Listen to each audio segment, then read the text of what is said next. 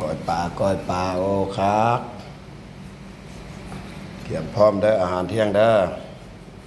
มาทุกทานเซิน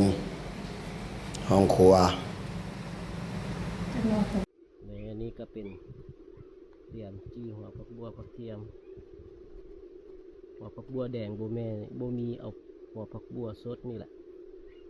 แซ่บคือกันบักเพชรก็จะเพชรเข้มข้นอาหารบ้านนอกบ้านนาเฮามาเด้อเจียวปลาย้อนแซ่บๆปลาย้อนตุ่มใหญ่แซ่บนี่แบบสีโมซันให้เบิ่งรสชาติเข้มข้นปลาแดกนัวแซ่บเลย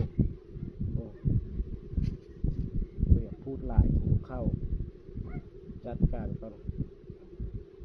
ป่าน้ำคองพี่น้องป่าน้ำคองกินแซ่บๆมาเนี่ย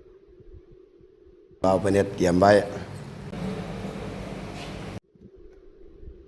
มาเด้อมื้อนี้กินแจ่วป่ายอนเด้อป่ายอนตัวบุกใหญ่ผักครบเครื่องแจ่วป่ายอนมื้อนี้ใส่เบิดละป่ายอนตัวนี้ใหญ่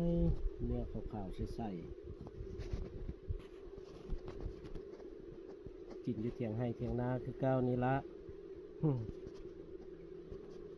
สั่นบักใหญ่ปลาย้อนแซ่บๆนั่นนี่เผ็ดๆเข้มข้น